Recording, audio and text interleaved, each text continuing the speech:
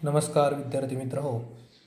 मी प्राध्यापक उत्तम तुकडे, स्पर्धा परीक्षा मार्गदर्शक, राणा करिअर अकॅडमी करमाळा. आज आपण इयत्ता 10वीसाठी इतिहास व राज्यशास्त्र या विषयातील प्रकरण 2 इतिहास लेखन भारतीय परंपरा याची माहिती घेणार आहोत. याच्या अगोदर प्रकरण 1चा व्हिडिओ मी अपलोड केलेला आहे, तो तर विद्यार्थ्यांनी पाहिलाच असेल.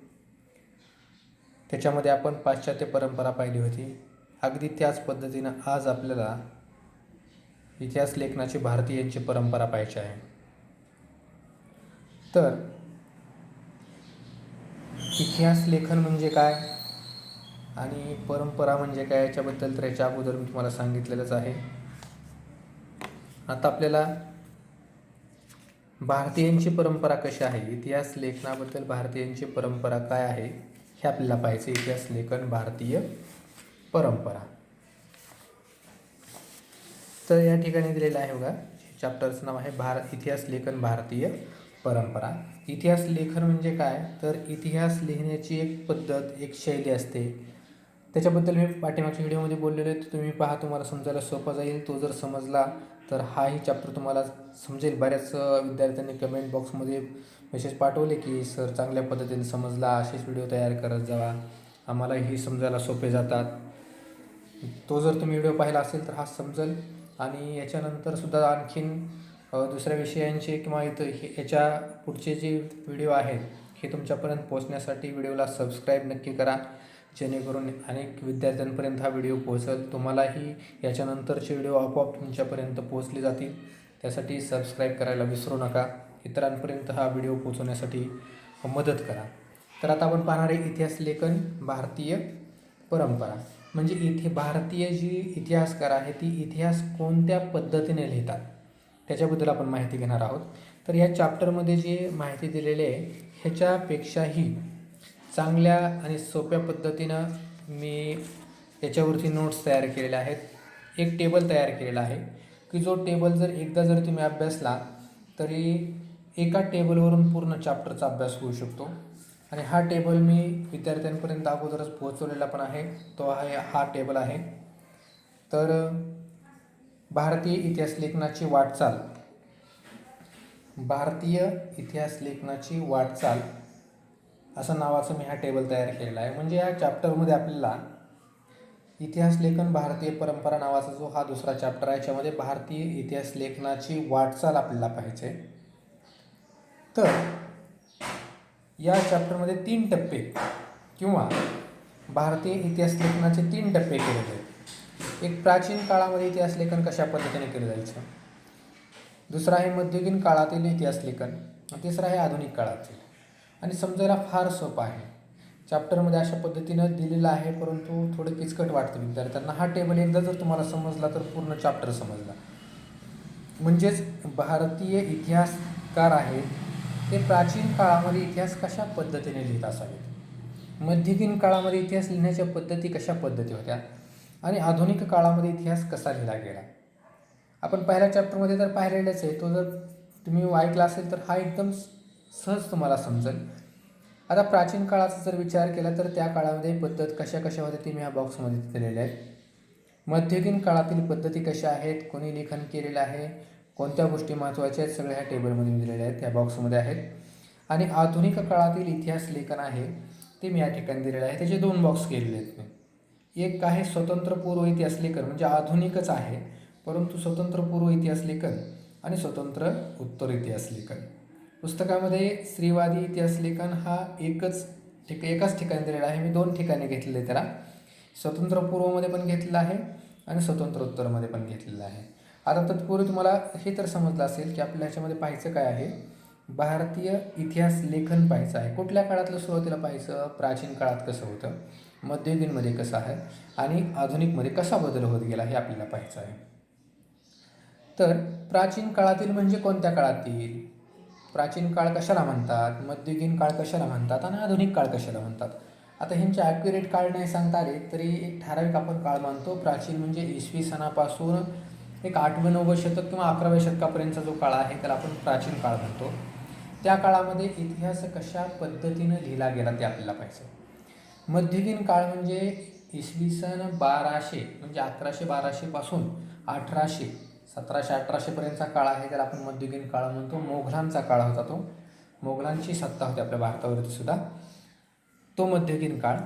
आणि आधुनिक काळ म्हणजे 1857चा उठाव आधुनिक काळात झालेला आहे. म्हणजे 1800 शतकापासून आत्तापर्यंतचा जो काळ आहे त्याला आपण आधुनिक काळ म्हणतो. हे माहिती झाले 3 काळ, म्हणजे प्राचीन काळ, मध्ययुगीन काळ आणि आधुनिक काळ. आता सोपं झालं, या काळातला इतिहास कशा पद्धतीने लिहिला.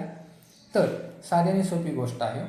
आता आपण पाहतोय काय सुरुवातीला, प्राचीन काळातील इतिहास लेखन पुस्तकात पण दिलेलं आहे बघा. प्राचीन काळातील इतिहास लेखन हे या ठिकाणी पॅराग्राफ वाईज दिलेलं आहे. त्या ठिकाणी पॉईंट वगैरे काढलेले नाही, तर मी इथं कीवर्ड तयार केलेले, जेणेकरून हे शब्द जर तुम्हाला समजले तर हा पॅराग्राफ तुमच्या पूर्ण लक्षात राहतो. पाठांतर करण्याची गरज लागत नाही. म्हणजे प्राचीन काळामध्ये इतिहास लेखनात कशा पद्धतीने बदल होत गेले ती थोडक्यात मी या ठिकाणी लिहिलेलं आहे. त्याच्यानंतर आपल्याला आणखी काय पाहायचं आहे, पुस्तकात मी दाखवतो आहे मध्ययुगीन काळातील इतिहास लेखन. हे मध्ययुगीन काळातील इतिहास लेखन आहे. मध्ययुगीन काळातील इतिहास लेखन. मध्ययुगीन काळातसुद्धा कोणी इतिहास लेखन केलं, हे कल्लन, राजतरंगिणी, हे जे आहे ना, तारीखी, फिरोजशाही, या ज्या गोष्टी आहेत ह्या त्यांनी पॉईंट वाईज न देता त्यांनी पॅराग्राफ वाईज दिलेलं आहे. ते विद्यार्थ्यांना समजायला थोडं अवघड वाटतं आहे, समजत नाही, तर मी नोट्स काढून तुम्हाला हे पुरवतोच आहे. आता हे मध्ययुगीन झालं. आता आधुनिकचं दिलेलं आहे बघा, हे आधुनिक काळातील इतिहास लेखन. आता आधुनिक काळातील इतिहास लेखन देताना आधुनिक काळातील इतिहास लेखन हे जे दिलेलं आहे त्याच्यामध्ये ब्रिटिश काळ म्हटले. ह्या ब्रिटिश काळाला मी स्वतंत्रपूर्व काळ म्हटले, कारण का एक ब्रिटिश काळ आणि राष्ट्रवादी इतिहास लेखन अशा पद्धती ह्याच्यामध्ये पॉईंट केलेले आहेत. पण मी काय तयार केले पॉईंट, स्वतंत्रपूर्व काळ आणि स्वतंत्रोत्तर काळ. म्हणजे स्वतंत्र मिळण्याच्या अगोदर आधुनिक इतिहास लेखन. आधुनिकचा काळ कुठून झाला, 17व्या-18व्या शतकापासून आधुनिक काळ चालू झाला, आत्तापर्यंत आधुनिकच आहे. तर त्याच्यामध्ये म्हणजे 1700-1800 शतकापासून जे 1947पर्यंत स्वतंत्र मिळेपर्यंत जे लेखन झाले त्याला आपण ब्रिटिश काळ इतिहास लेखन म्हणू, किंवा त्याला आपण काय पॉईंट केला, स्वतंत्रपूर्व इतिहास लेखन. आणि त्याच्यानंतर जे इतिहास लेखन झालं त्याला आपण स्वतंत्रोत्तर इतिहास लेखन केलं. आता या ठिकाणी वसाहतवादी इतिहास लेखन दिलेलं आहे. वसाहतवादी इतिहास लेखन, वसाहतवादी म्हणजेच कोण आहेत, तर हे आधुनिक काळातील इतिहास लेखन आहे, म्हणजे ब्रिटिशांच्या काळातील इतिहास लेखन आहे. प्राच्यवादी इतिहास लेखन, राष्ट्रवादी इतिहास लेखन, हे स्वतंत्रोत्तर काळातील इतिहास लेखन या ठिकाणी दिलेलं आहे. त्याच्यामध्ये मार्क्सवादी, वंचितांचा आणि स्त्रीवादी इतिहास लेखन अशा पद्धतीनं पुस्तकात दिलेलं आहे. तर आता मी तुम्हाला जे सांगणार आहे ते एकाच टेबलमध्ये पूर्ण चॅप्टर कव्हर करणार आहे. हा टेबल आहे, या एकाच टेबलमध्ये हा टेबल पूर्ण व्हिडिओमध्ये बसण्यासाठी मी याला इथून व्हिडिओ घालतो. आता हा आपला टेबल समजून घ्यायचा आहे, एकाच टेबलमध्ये अभ्यास करायचा आहे. आता तुमच्या लक्षात आलं असेल की भारतीयांनी जे इतिहास लेखन केलं ते कशा पद्धतीने केलेलं आहे. तर 3 काळामध्ये आपल्याला इतिहास लेखन पाहिजे आहे. पुस्तकात मी का दाखवलं, तर हा टेबल मी पुस्तकातून तयार केला आहे, समजायला सोपा आहे. पुस्तक कशा पद्धतीनं आहे हे दाखवण्यासाठी मी तुम्हाला पुस्तक आता दाखवलं होतं. आता पुस्तक पाहण्याची आपल्याला गरज लागणार नाही, आपण सहज आणि सोप्या पद्धतीनं आता आपण समजून घेऊ शकतो. आता प्राचीन काळातील इतिहास लेखन. प्राचीन काळात कल्पना करा की प्राचीन काळामध्ये की लेखन कला अवगत नव्हती, लिपी माहिती नव्हती, भाषा माहिती नव्हती, कोणत्याही प्रकारची काहीच माहिती नव्हती. तर त्या काळामध्ये मौखिक पद्धत इतिहास लिहिण्याची, आता इथं इतिहास लेखन म्हटलंय, मौखिक म्हणजे मौखिक पद्धत काही इतिहास लेखनाची पद्धत आहे का, नाही, इतिहास टिकवून ठेवण्याची पद्धत आहे.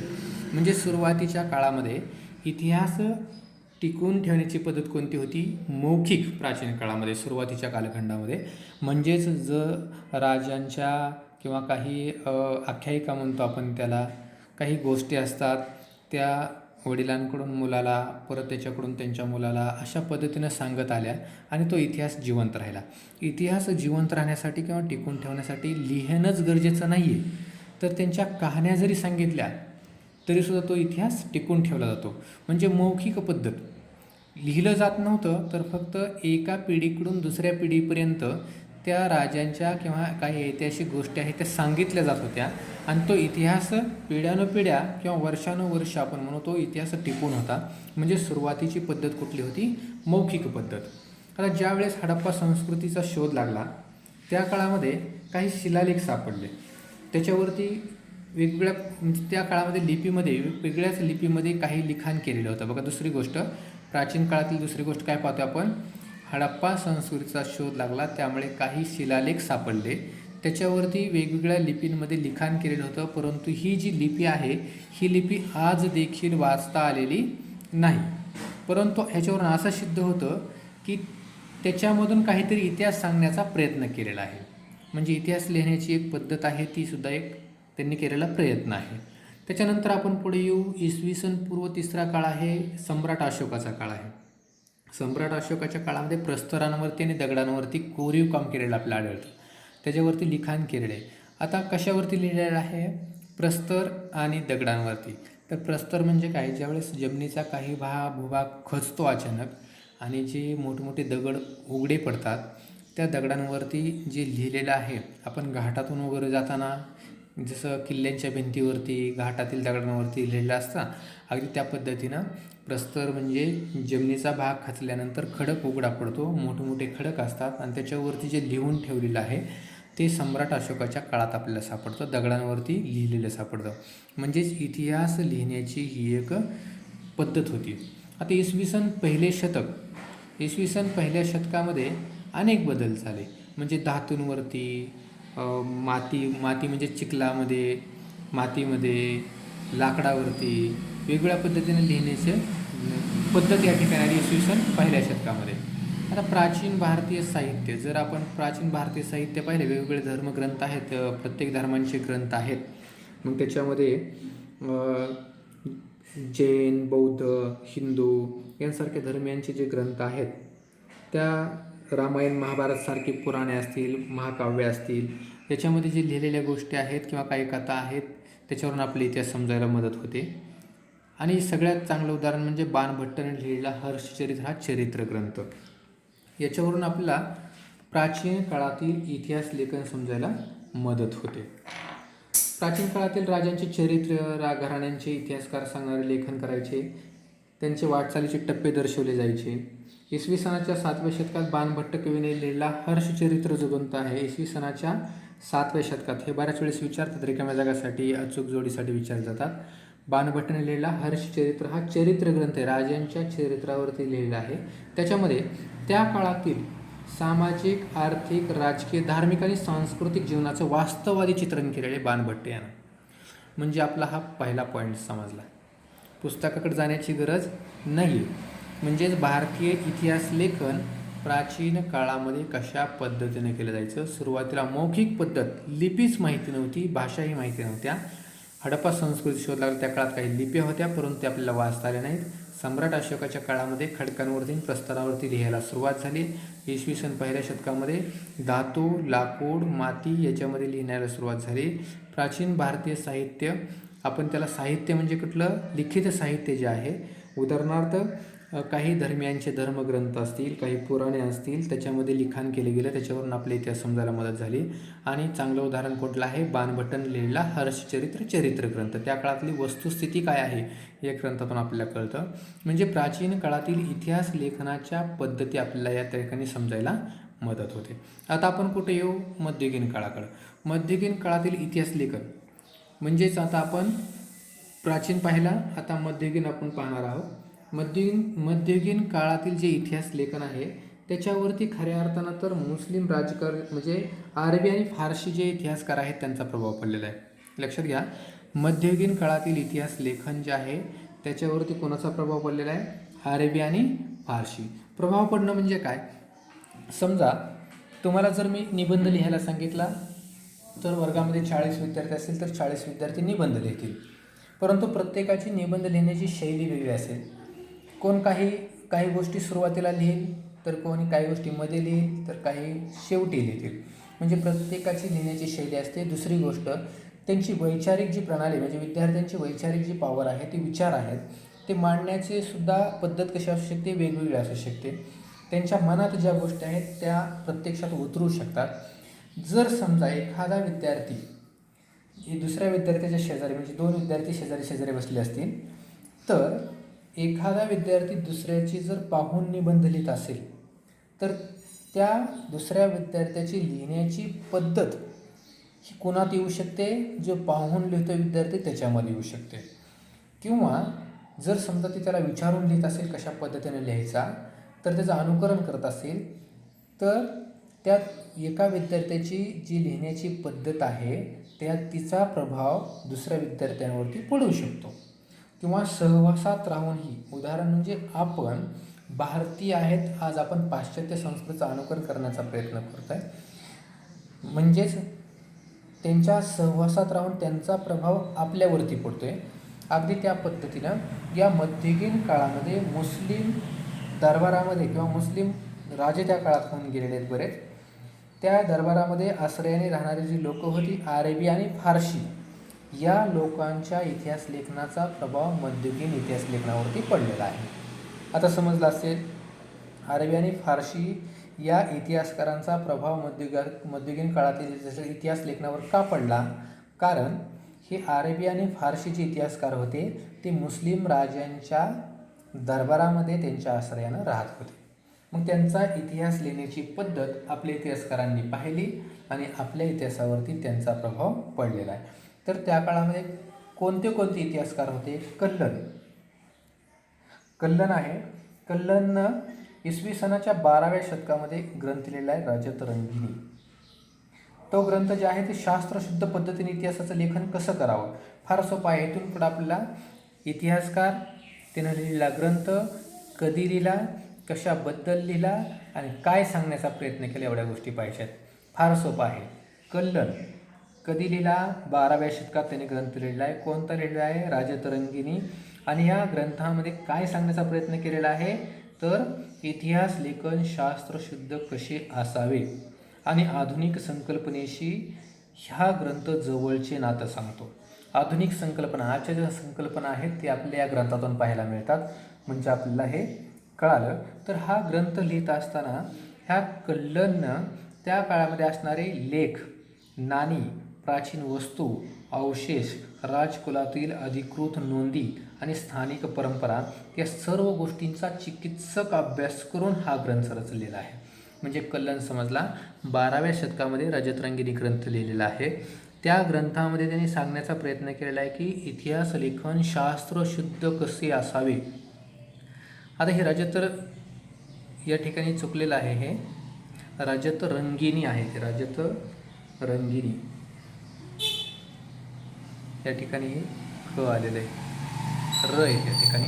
राजतरंगिणी हा ग्रंथ लिहिलेला आहे.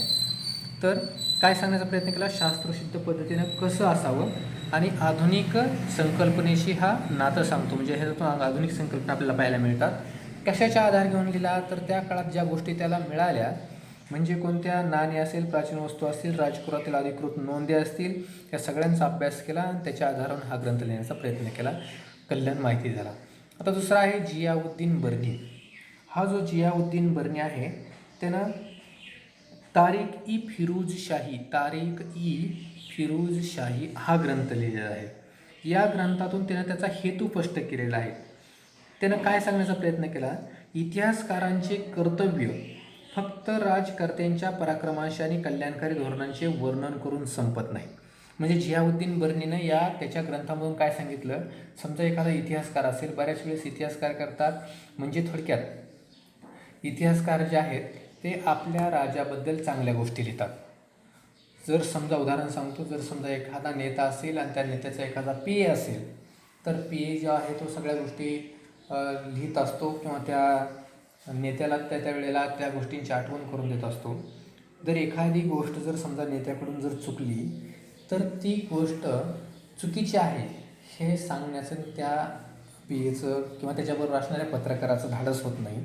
कारण का, तर तो त्या त्या नेत्याच्या आश्रयाने राहत असतो. समजा एखादा पत्रकार आहे आणि ते नेत्याबरोबर फिरतोय आणि बोलता बोलता नेता चुकीचं बोलला, तर ती जी गोष्ट आहे की पत्रकार असेल किंवा त्याचा जो पी आहे तर ही गोष्ट चुकीची आहे असं म्हणण्याचं धाडस करत नाही. कारण का, जर त्यानं तसं केलं तर परत त्याला त्या ठिकाणी नोकरी मिळण्याची संधी नाही आहे. अगदी त्याच पद्धतीने या ठिकाणी जे इतिहासकार होते ते इतिहासकार राजदरबारामध्ये त्यांच्या आश्रयानं राहायचे, त्या राजांचा इतिहास लिहायचे.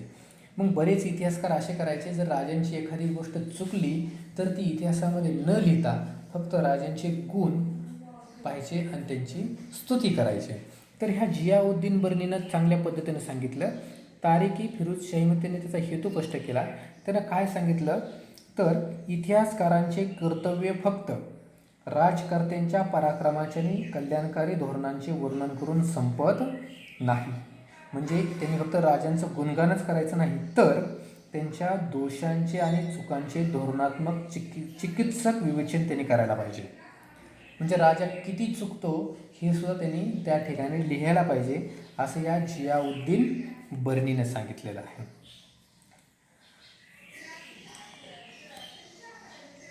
तर उलट काय झालं, याच्या लिखाणानंतर उलट राजांची स्तुती करणं, राजांबद्दल निष्ठा बाळगणं, त्याच्याबद्दल काही विविध पैलू लिखाण करणं, समर्पक पद्यांचा अंतर्भाव झाला. म्हणजे आतापर्यंत फक्त गद्यवाईज लिहिलं जायचं, आता काही ओळीसुद्धा राजांबद्दल लिहिण्याला सुरुवात झाली. म्हणजे सांगितलं होतं एक आणि मात्र झालं त्याच्या उलटच.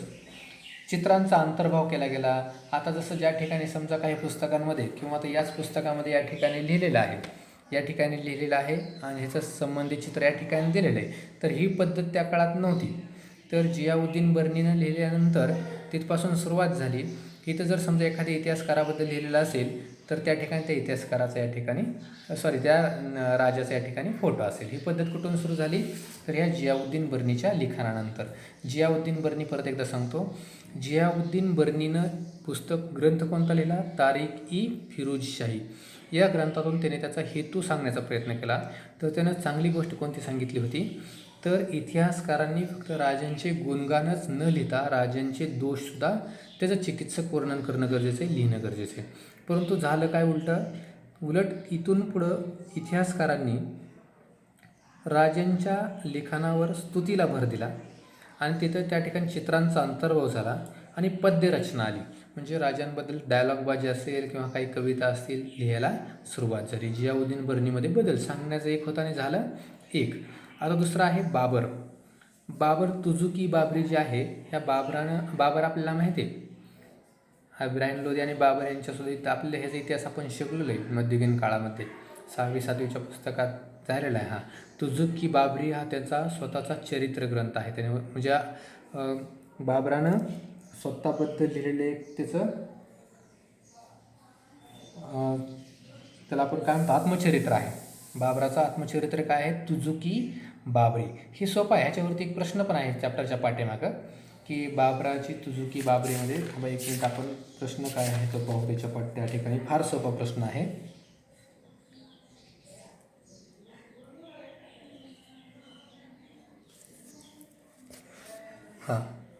इथं प्रश्न आहे, मुघल सम्राट बाबर याच्या आत्मचरित्रात कोणत्या बाबींचा समावेश आहे. फार सोपा आहे हा प्रश्न, एकदम सोपा. आता हे कोणता समावेश आहे, बाबरानं जर त्याचं समजा आत्मचरित्र लिहिलं असेल तर बाबराला त्या काळामध्ये करावे लागलेले युद्ध, त्या युद्धांचं वर्णन त्यांनी लिहिलेलं आहे. त्यानं केलेल्या त्या काळामध्ये काही प्रवास केला असेल तर प्रवासांचं वर्णन केलेलं आहे, वनस्पतींचं वर्णन केलेलं आहे. त्यांनी ज्या काळामध्ये ज्या केलेल्या प्रत्येक गोष्टी आहेत त्या प्रत्येक गोष्टींचं वर्णन त्या ठिकाणी केलेलं आहे. म्हणजे शहर बघा, त्यांनी त्याला करावे लागलेले युद्धांची वर्णनं केलेली आहेत, प्रवासाची वर्णनं केलेली आहेत, शहरांची वर्णनं केलेली आहेत, स्थानिक अर्थव्यवस्था, रीतिरिवाज, वनस्पतीसृष्टी यांची बारकाईनं त्यांनी निरीक्षण करून त्याच्यामध्ये लिखाण केलेलं आहे बाबरानं त्याच्या तुझुकी बाबरी आत्मचरित्रामध्ये. हा महत्त्वाचा आहे. पुढचा आता अबुल फजल का महत्त्वाचा आहे, कारण त्याने लिहिलेला ग्रंथ जो आहे अकबरनामा हा विशेष महत्त्वाचा आहे. कारण त्यांनी ज्या अधिकृत नोंदी आहेत या नोंदींची माहिती घेऊनच लिहिलेलं आहे. म्हणजे समजा आपण इतिहास लिहित असेल, समजा तुम्हाला मी महात्मा फुलेंवरचे निबंध लिहायला सांगितलं किंवा त्यांचा इतिहास लिहायला लावला, तर तुम्ही काय करणार, नेटवरती जाणार, नेटवरती सर्च करणार, जी माहिती मिळते ती माहिती उतरून काढणार, त्यातल्या काही ठराविक गोष्टी घेणार, नंतर तुमच्या घरात कोण शिकलेलं असतील त्यांना विचारताल, मित्रांना विचारताल, तुमच्या मनाला जी माहिती असेल ते ठिकाणी लिहिसाल. म्हणजे इत्यादी गोष्टींची एकत्रीकरण करून तुम्ही महात्मा फुलेंबद्दल लिहिसाल. जर समजा त्याच्यामध्ये तुम्हाला मित्रांनी सांगितलेल्या गोष्टी खऱ्या किती आहेत आणि खोट्या किती आहेत ह्याचं चिकित्सक विवेचन करणं गरजेचं आहे, किंवा तुम्ही नेटवरून जरी सर्च केलं तरी ते खरं किती आहे, खरा इतिहास आहे का नाही हे पाहणं गरजेचं आहे. तर तेच पद्धत या ठिकाणी केलेली. अबुल फजलनं जो अकबरनामा लिहिलेला आहे तो विशेष महत्त्वाचा का आहे, कारण त्याने लिहिण्यासाठी जे साहित्य वापरलं, ज्या गोष्टींचं संकलन केलं, ते कोणतं अधिकृत नोंद असणारं, म्हणजे ज्याची नोंद अधिकृत आहे, कायद्यानं झालेले, किंवा त्याच्यावरती राजांच्या सह्या आहेत, त्या दस्तऐवज आहेत, ओरिजिनल आहेत, त्याचाच आधार घेऊन त्यानं अकबरनामा हे पुस्तक लिहिलेलं आहे. आणि विश्वासार्ह त्याची कसून छाननी केलेली की हे विश्वासू आहे का, खरंच चांगलं आहे का, छाननी करून त्यानं ग्रंथ लिहिला आहे. आणि विशेष म्हणजे काय आहे, पूर्वग्रहविरहित आणि वास्तववादी पद्धतीने लेखन केलेलं आहे. पूर्वग्रहविरहित म्हणजे काय, पूर्वग्रह दूषित आणि पूर्वग्रह विरहित अशा दोन कन्सेप्ट असतात. तर पूर्वग्रह अगोदर दूषित सांगतो.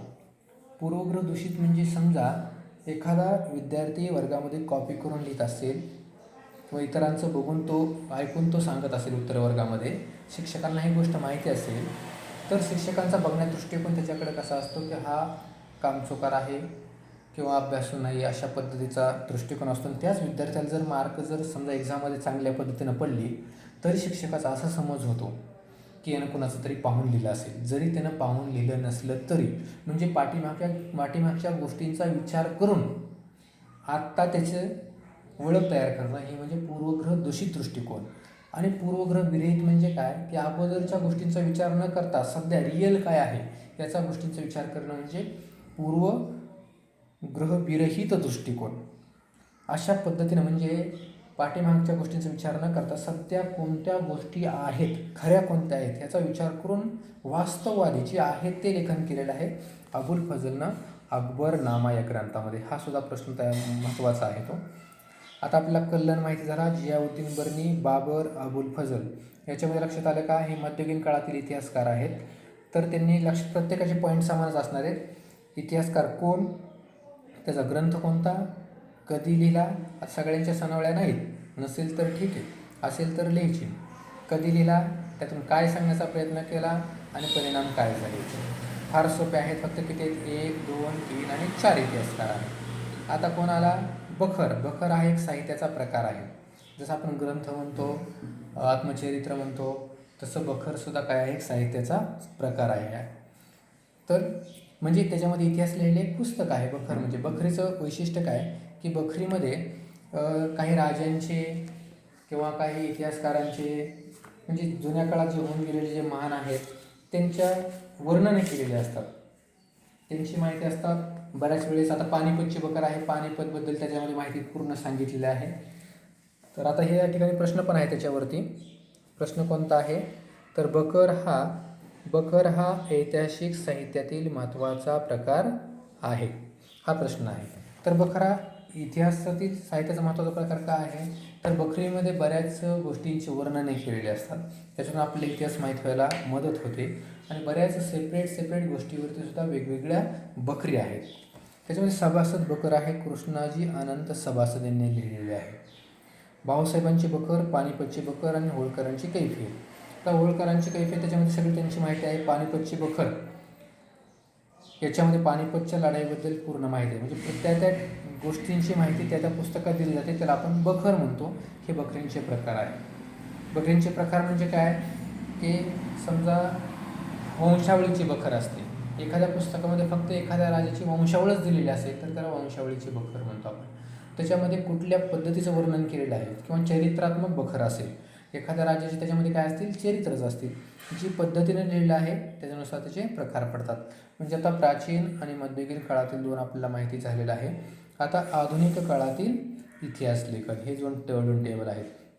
आधुनिक काळामध्ये मी काय केलं, एक स्वतंत्र पूर्व इतिहास लेखन आणि स्वतंत्रोत्तर इतिहास लेखन. आता स्वतंत्रपूर्व आधुनिक काळ म्हणजे काय, 1800-1700 शतकापासून आत्तापर्यंतचा काळ म्हणजे आहे ते आधुनिक काळ. त्याच्यामध्ये दोन आपण केले, स्वतंत्रपूर्व इतिहास लेखन आणि स्वतंत्रोत्तर इतिहास लेखन. पुस्तकामध्ये त्याने काय केलेलं आहे, ब्रिटिश इतिहास लेखन आणि राष्ट्रवादी इतिहास लेखन.